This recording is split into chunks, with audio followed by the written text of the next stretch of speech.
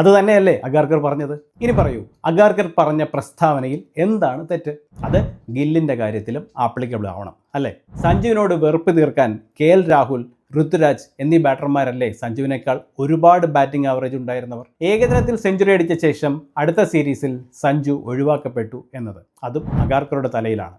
അതെല്ലാം സ്ഫോടനാത്മകമായ തുടക്കമായിരുന്നു. നിങ്ങൾക്ക് ടീമിലെ മൊത്തത്തിൽ ഉയർത്തിയത് അതായിരുന്നു.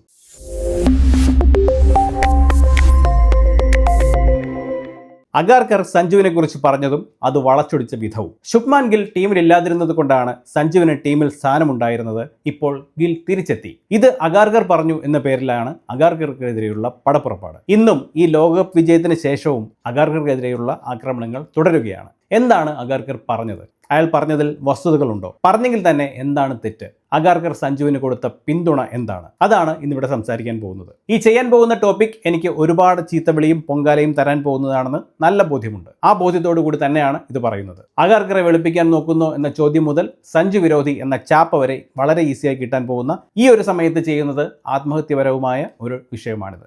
പക്ഷേ അത് നോക്കിയിട്ട് കാര്യമില്ല. പറയേണ്ടത് പറയേണ്ട സമയത്ത് പറയണം. ഇന്ന് ഈ ടോപ്പിക് ചെയ്ത് എല്ലാവരും കേൾക്കുമെന്നോ കേട്ടവരെല്ലാം ശരിയായി ചിന്തിക്കുമെന്നോ എനിക്ക് പ്രതീക്ഷയില്ല. പക്ഷേ നടന്ന വസ്തുതകൾ പറയണം. പറയുന്നതിൽ കാര്യമുണ്ട് എന്ന് അറ്റ്ലീസ്റ്റ് ഒരു 10 പേർക്ക് ബോധ്യമാവണം. ഒരാൾക്കെതിരെയുള്ള അകാര്യമായുള്ള അനാവശ്യ വെറുപ്പ് അത്രയും കുറച്ചു പേരെങ്കിൽ അവർക്ക് ഇല്ലാതാവണം എന്നൊരു ഉദ്ദേശമാണ് എനിക്കുള്ളത്. അത് മാത്രം നടന്നാൽ മതി.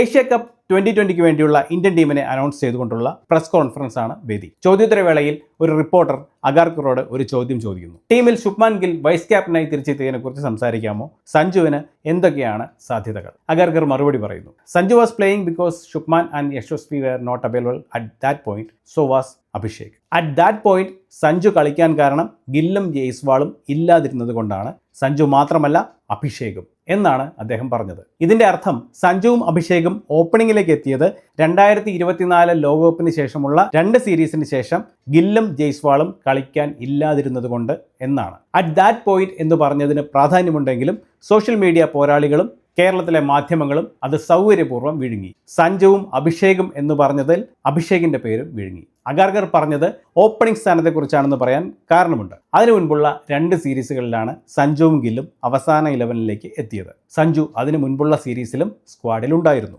ഇനി അഗാർക്കർ ഗില്ലിൻ്റെ സ്ഥാനത്താണ് ഇവർ വന്നത് എന്ന് ഈ പറഞ്ഞതിൽ എന്തെങ്കിലും വസ്തുതയുണ്ടോ എന്ന് നോക്കാം. ഈ പറഞ്ഞ ലോകകപ്പ് കഴിഞ്ഞുള്ള 2 സീരീസുകളിൽ ആദ്യത്തെ സീരീസിൽ ഇന്ത്യയുടെ ടോപ്പ് റൺ ഗെറ്റർ ഗില്ലും രണ്ടാമത്തെ ആൾ ജയ്സ്വാളുമായിരുന്നു. രണ്ടാമത്തെ സീരീസിൽ ടോപ്പ് റൺ ഗെറ്റേഴ്സിൽ ആദ്യ ആൾ സൂര്യകുമാറും 2 ജയ്സ്വാളും 3 ഗില്ലുമായിരുന്നു. ഇങ്ങനെ ഗിൽ വളരെ മികച്ച ഫോമിൽ നിൽക്കുമ്പോൾ അടുത്ത സീരീസ് ബംഗ്ലാദേശിനെതിരെയായിരുന്നു. അതിൽ ഗില്ലിനും ജയ്സ്വാളിനും റെസ്റ്റ് കൊടുത്തു. അപ്പോഴാണ് അടുത്ത 2 സീരീസുകളിൽ സഞ്ജു ഓപ്പണറായി തുടർച്ചയായി കളിച്ചത്.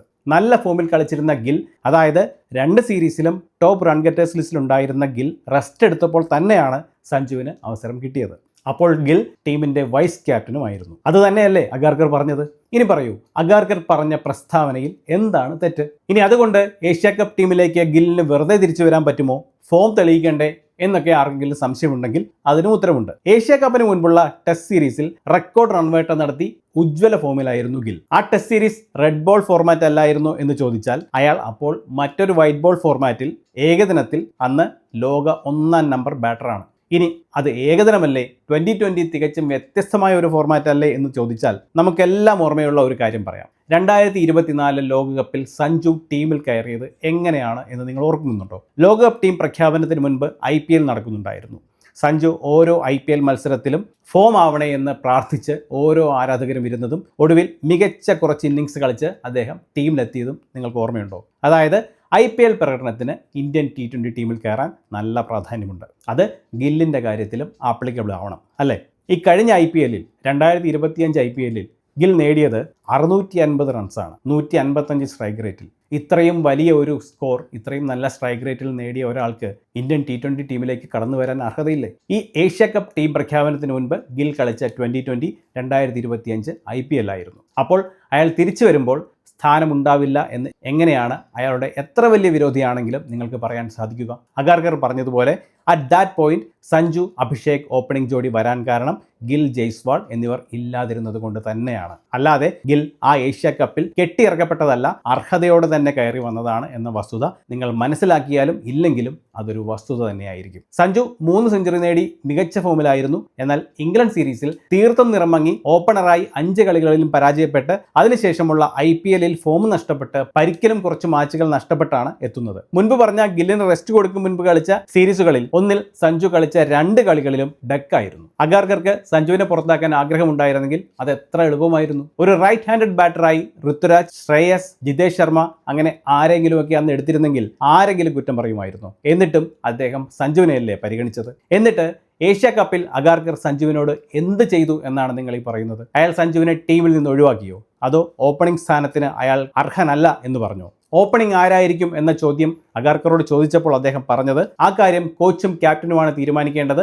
ശുഭ്മാനും സഞ്ജുവും നല്ല ഫോമിലാണ്. അഭിഷേകിന്റെ കൂടെ ആര് വന്നാലാണ് ടീം ബാലൻസ് ശരിയാവുക എന്ന് നോക്കി കോച്ചും ക്യാപ്റ്റനും അത് തീരുമാനിക്കും. നമുക്കിപ്പോൾ ഒരുപാട് ഓപ്ഷനുകൾ ഉണ്ടല്ലോ എന്നാണ്. ഇതിൽ അയാൾ പറഞ്ഞതിൽ എന്താണ് തെറ്റ്? അല്ലെങ്കിൽ സഞ്ജുവിനെതിരായി എന്താണ് പറഞ്ഞത്? അഗാർക്കർ ഒരു ടീം ലൈനപ്പ് ഇടും, അത് വെച്ച് അതുപോലെ അതേ ലൈനപ്പ് കളിക്കും എന്നാണോ നിങ്ങൾ ധരിച്ചു വെച്ചിരിക്കുന്നത്? പരിശീലന സമയത്തും ടീം മീറ്റിങ്ങുകളിലും ക്യാപ്റ്റനും കോച്ചിങ് ടീമും ഉൾപ്പെട്ട അനാലിസിസുകൾക്കും ശേഷമുള്ള തീരുമാനമല്ലേ അത്? സഞ്ജുവോ ഗില്ലോ വരും, അത് കോച്ചിങ് ടീം അല്ലെങ്കിൽ ക്യാപ്റ്റൻ തീരുമാനിക്കും എന്ന് പറഞ്ഞ അഗാർക്കർക്ക് മാത്രമാണ് എല്ലാ പഴിയും. എന്നിട്ട് സഞ്ജുവിന് മധ്യനിരയിലാണ് സ്ഥാനം കിട്ടിയതെങ്കിൽ, ചില കളികളിൽ അവസാന 11-ൽ നിന്ന് തടയപ്പെട്ടുവെങ്കിൽ അതിനു കാരണം സ്ക്വാഡ് സെലക്ട് ചെയ്ത അഗാർക്കർ ആവുന്നത് എങ്ങനെയാണ്? എന്നിട്ടും അജിത് അഗാർക്കർ ഇന്ത്യയുടെ ചീഫ് സെലക്ടറായ ശേഷം 2024 ലോകകപ്പ് പ്രഖ്യാപനം വരെ റൊട്ടേഷനുകളിലല്ലാതെ പെർഫോമൻസിൻ്റെ കാര്യത്തിൽ ഒരിക്കൽ പോലും ഒരൊറ്റ T20 സ്ക്വാഡിൽ നിന്ന് പോലും സഞ്ജു പുറത്തായിട്ടില്ല. 2024 ലോകകപ്പ് മുതൽ ഇന്നേ വരെ അഗാർക്കർ പ്രഖ്യാപിച്ച ഏത് സ്ക്വാഡിലാണ് അദ്ദേഹം സഞ്ജുവിനെ ഉൾപ്പെടുത്താതിരുന്നത്? സഞ്ജുവിൻ്റെ കാലം കഴിഞ്ഞു എന്ന് ഇതിനകം തന്നെ എത്രയോ തവണ നമ്മൾ പലരും തന്നെ പറഞ്ഞു. ആ സമയത്തൊക്കെ സഞ്ജുവിനെ അദ്ദേഹത്തിന് തടയാമായിരുന്നില്ലേ? ഈ കഴിഞ്ഞ ദിവസം കണ്ട ഒരു കമൻ്റാണിത്. 18 ആവറേജുള്ള ജിതേഷ് ശർമ്മ ഇന്ത്യൻ ടീമിലെത്തിയത് അഗാർക്കർക്ക് സഞ്ജുവിനോടുള്ള വെറുപ്പ് കാരണമാണത്രേ. അത് സപ്പോർട്ട് ചെയ്യാനും കുറേ എണ്ണം. ഒരു RCB ഫാൻ ആണെങ്കിൽ അല്ലെങ്കിൽ കഴിഞ്ഞ IPL നന്നായി ഫോളോ ചെയ്ത ഒരാളാണെങ്കിൽ നിങ്ങൾക്കും മനസ്സിലാവും എന്തുകൊണ്ടാണ് ജിതേഷ് ശർമ്മ ഇന്ത്യൻ ടീമിൽ തിരികെ എത്തിയതെന്ന്. RCBയുടെ കിരീട വിജയത്തിൽ ചെറുതല്ലാത്ത ഒരു പങ്ക് ജിതേഷിനുണ്ട്. അവസാന ഓവറുകളിൽ ജിതേഷ് നടത്തിയ കടന്നാക്രമണങ്ങൾ ഒരു പിടി മത്സരങ്ങളുടെ ഗതി മാറ്റിയിരുന്നു. ആ ജിതേഷ് ടീമിലെത്തിയപ്പോൾ അവിടെയും കുറ്റം അജിത് അഗാർക്കർക്കാണ്. ഇവിടെ ആവറേജ് ആണ് നോക്കുന്നതെങ്കിൽ സഞ്ജുവിനോട് വെറുപ്പ് തീർക്കാൻ KL രാഹുൽ, ഋതുരാജ് എന്നീ ബാറ്റർമാരല്ലേ സഞ്ജുവിനേക്കാൾ ഒരുപാട് ബാറ്റിംഗ് ആവറേജ് ഉണ്ടായിരുന്നവർ? അവരെയാണ് എടുക്കുന്നതെങ്കിൽ ഇവർക്ക് ഇങ്ങനെ വെറുപ്പ് പടർത്താൻ കഴിയുമായിരുന്നു. ഇത് അഗാർക്കർക്കെതിരെയുള്ള ഒരു പ്ലാൻഡ് അറ്റാക്ക് ആണെന്ന് മനസ്സിലാക്കാൻ മറ്റൊരു കാരണവുമുണ്ട്. അത് ലോകകപ്പ് ടീമിൽ നിന്ന് ഗില്ലിനെ അഗാർക്കർ പുറത്താക്കിയ സംഭവമാണ്. എന്നിട്ട് ഇഷാൻ കിഷനെ ടീമിലേക്ക് കൊണ്ടുവന്ന സംഭവം. ഇതിന്റെ ക്രെഡിറ്റ് അഗാർക്കർക്ക് കിട്ടാതിരിക്കാൻ വേണ്ടി പ്രഗ്യാൻ ഓജ, RP സിംഗ് എന്നീ 2 സെലക്ടർമാരാണ് ഇഷാനെ ടീമിലേക്ക് കൊണ്ടുവന്നത്. അത് അഗാർക്കർക്ക് സമ്മതമായിരുന്നില്ല എന്ന കഥ PR ടീമുകൾ അടിച്ചിറക്കാൻ തുടങ്ങി. ഒരൊറ്റ പ്രധാന മാധ്യമങ്ങളും പറയാത്ത ആ ഒരു സ്റ്റോറി സോഷ്യൽ മീഡിയയിൽ തരംഗമായി. മലയാളി സഞ്ജു ഫാൻസിലെ ചിലർ അയാൾക്കെതിരെ നടത്തിയ ഹെയ്റ്റ് ക്യാമ്പയിൻ സമാനതകളില്ലാത്തതായിരുന്നു. അഗാർക്കറുടെ സോഷ്യൽ മീഡിയ അക്കൗണ്ടുകളിൽ ലിങ്ക് ഇട്ട് അതിൽ പോയി ചീത്ത വിളിക്കാൻ ആഹ്വാനം ചെയ്യുന്ന കമൻറ്റുകളും പോസ്റ്റുകളും ഉണ്ടായിരുന്നു. തെറിവിളികൾ നിറഞ്ഞ ആ കമൻറ്റ് ബോക്സുകൾ ഒരുപാടുണ്ടായിരുന്നു. ഇങ്ങനെ പോയി ആൾക്കൂട്ടാക്രമണം. ആ കള്ളക്കഥ ഏറ്റെടുക്കാൻ മറ്റ് ചില ലെജൻസിൻ്റെ ഫാൻസ് ആവേശപൂർവ്വം ഉണ്ടായിരുന്നു. ഏകദിനത്തിൽ ക്യാപ്റ്റൻ സ്ഥാനം രോഹിത് ശർമ്മയ്ക്ക് നഷ്ടപ്പെടുവാനും കോഹ്ലി, രോഹിത് എന്നിവർ ടെസ്റ്റ് ടീമിൽ നിന്ന് റിട്ടയർ ചെയ്യുവാനും കാരണം അഗാർക്കർ, ഗംഭീർ എന്നിവരാണ് എന്ന് ഉറച്ചു വിശ്വസിക്കുന്ന ഈ ഫാൻ കൂട്ടങ്ങളാണ് ഈ പ്രചരണം ഇത്ര ശക്തമാവാൻ കാരണം. ഗില്ലിനെ പുറത്താക്കിയതുൾപ്പെടെയുള്ള തീരുമാനങ്ങൾ അഗാർക്കറുടേതായിരുന്നു എന്നുള്ള വാർത്തകൾ ക്രെഡിബിൾ സോഴ്സായ ടൈംസ് ഓഫ് ഇന്ത്യ പോലെയുള്ള മാധ്യമങ്ങളിൽ ഇപ്പോൾ വരുന്നുണ്ട്. കോച്ച് ഗംഭീർ ഗില്ലിനെ പുറത്താക്കേണ്ട എന്ന അഭിപ്രായക്കാരനായിരുന്നു. എന്നാൽ അഗാർക്കറാണ് അതിനെല്ലാം ശക്തമായി മീറ്റിംഗിൽ എതിർത്തത്. ഗിൽ ഇപ്പോഴും ഒരു ക്വാളിറ്റി പ്ലെയറാണ്, പക്ഷേ ആരെങ്കിലുമൊക്കെ പുറത്തിരുന്നേ പറ്റൂ എന്ന് പറഞ്ഞുകൊണ്ടാണ് അഗാർക്കർ ഇഷാനെ ടീമിൽ ഉൾപ്പെടുത്തിയത്. മറ്റൊന്ന്, ഏകദിനത്തിൽ സെഞ്ചുറി അടിച്ച ശേഷം അടുത്ത സീരീസിൽ സഞ്ജു ഒഴിവാക്കപ്പെട്ടു എന്നത്. അതും അഗാർക്കറുടെ തലയിലാണ്. ഇത് സഞ്ജുവിന് മാത്രമാണോ സംഭവിച്ചിട്ടുള്ളത്? ഒരാൾക്ക് പകരക്കാരനായി മറ്റൊരാളെ എടുക്കുന്നതും റൊട്ടേഷനും എല്ലാം എല്ലായ്പ്പോഴും സംഭവിക്കുന്ന കാര്യങ്ങളാണ്. ഇത്തരം അവസരങ്ങളിൽ സഞ്ജുവിനും അവസരം ലഭിച്ചിട്ടുണ്ട്.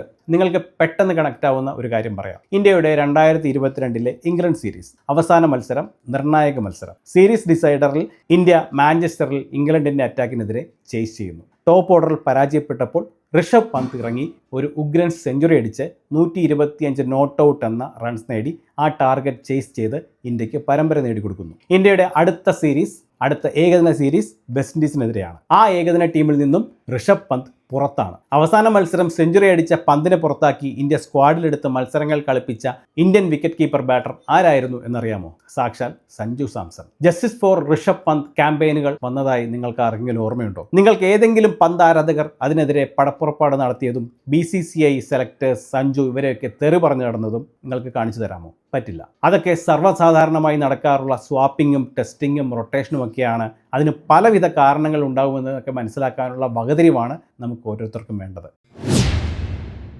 ഇനിയാണ് പ്രധാന ചോദ്യം.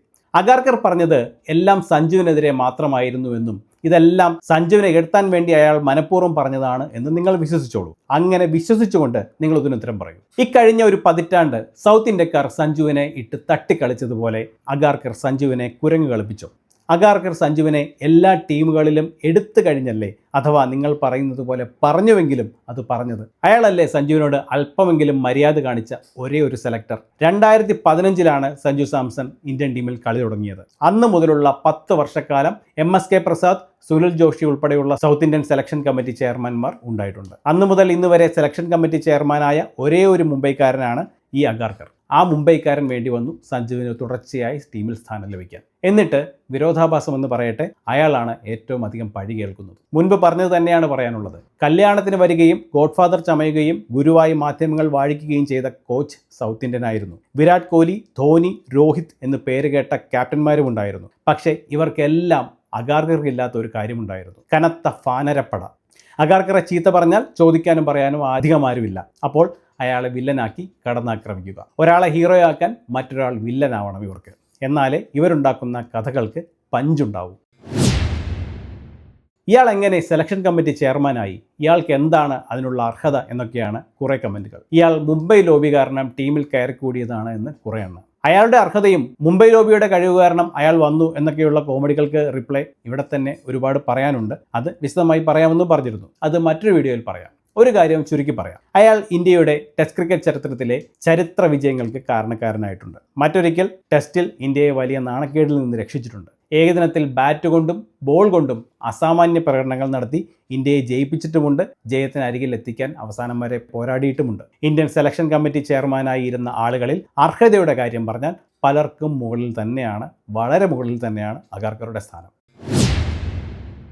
ഇനി തിരിച്ച് ഗില്ലിൻ്റെ കാര്യം പറഞ്ഞുകൊണ്ട് നമുക്ക് നിർത്താം. ഗിൽ ഏഷ്യ കപ്പിൽ തിരിച്ചു വന്നിട്ട് ഓപ്പണിങ്ങിൽ വൻ പരാജയമായിരുന്നത് കൊണ്ടാണ് അഗാർക്കർക്ക് ഇത്രയും പഴി കേൾക്കേണ്ടി വന്നത് എന്നാണ് ഞാൻ ഒരു സമയം വരെ കരുതിയിരുന്നത്. അത് എപ്പോഴാണ് മാറിയതെന്നറിയാമോ? ലോകകപ്പ് സമയത്ത് സഞ്ജുവിൻ്റെ ചില ആരാധകരുടെ കമൻറ്റുകൾ കണ്ടപ്പോൾ. നിങ്ങളും ഉണ്ടാവാം ചിലപ്പോൾ. ഗിൽ തിരിച്ചു വന്ന് ഓപ്പണിംഗ് ഇറങ്ങി ഒരു 50 എടുക്കാൻ സാധിക്കുന്നുണ്ടായിരുന്നില്ല. ഏറ്റവും ഉയർന്ന സ്കോർ 47 ആയിരുന്നു. ശരിയാണ്. പക്ഷേ നിങ്ങൾ മനസ്സാക്ഷിയോടൊന്ന് ചോദിച്ചു നോക്കൂ. സഞ്ജു സാംസൺ ഈ 3 50കൾ നേടുന്നതിന് മുൻപുള്ള കുറേ ഇന്നിങ്സുകൾ 15 ബോളിൽ 24, 8 ബോളിൽ 22, 22 ബോളിൽ 37 എന്നീ സ്കോറുകൾ അടിച്ചപ്പോൾ അതൊരു പരാജയമായി നിങ്ങളിൽ എത്ര പേർ അംഗീകരിച്ചു? അതെല്ലാം സ്ഫോടനാത്മകമായ തുടക്കമായിരുന്നു നിങ്ങൾക്ക്. ടീമിലെ മൊത്തത്തിൽ ഉയർത്തിയത് അതായിരുന്നു. ഇത്തരം വലിയ തുടക്കങ്ങളാണ് ടീമിന് ഒരു ഓപ്പണർ കൊടുക്കേണ്ടത് എന്നല്ലേ നിങ്ങൾ പറഞ്ഞിരുന്നത്? ഗിൽ ടീമിൽ സഞ്ജുവിന് വേണ്ടി പുറത്താവുന്നതിന് മുൻപ് ഏഷ്യ കപ്പിൽ വന്നു കഴിഞ്ഞ് ഓപ്പണിങ്ങിലെടുത്ത ചില സ്കോറുകൾ ഞാനിവിടെ പറയാം. 16 ബോളിൽ 29 നോട്ട് ഔട്ട്, 20 ബോളിൽ 37 നോട്ട് ഔട്ട്, 28 ബോളിൽ 47. ഈ ഇന്നിങ്സുകൾ സ്ഫോടനാത്മകമല്ലേ? ഓപ്പണിംഗ് ഇറങ്ങി നല്ല തുടക്കം കൊടുത്തതല്ലേ? അതെന്താണ് ഗിൽ ചെയ്യുമ്പോൾ ചീത്തയും സഞ്ജു ചെയ്യുമ്പോൾ നല്ലതുമാവുന്നത്? ഇത്തരം ഇരട്ടത്താപ്പുകൾ നല്ലതാണ് എന്ന് നിങ്ങൾക്ക് അഭിപ്രായമുണ്ടോ? വിമർശിക്കാം, തെറ്റുകൾ ചൂണ്ടിക്കാണിക്കാം. പക്ഷേ അതിനൊക്കെ എടുക്കുന്ന അളവുകോൽ എല്ലാവർക്കും ഒരേ അളവുകോലായിരിക്കണം. നിങ്ങൾക്ക് ഒരാളെ ഹീറോ ആക്കണമെങ്കിൽ മറ്റൊരാളെ എന്തിന് ഇല്ലാതാക്കണം? മുൻപ് പറഞ്ഞതുപോലെ ചാപ്പകൾ എത്ര വേണമെങ്കിലും ആവാം. ഈ പറഞ്ഞതൊക്കെ 5-10 ആളുകൾക്ക് മനസ്സിലായാൽ മാത്രം മതി. അത് മാത്രമേ ഉള്ളൂ എൻ്റെ ആഗ്രഹം.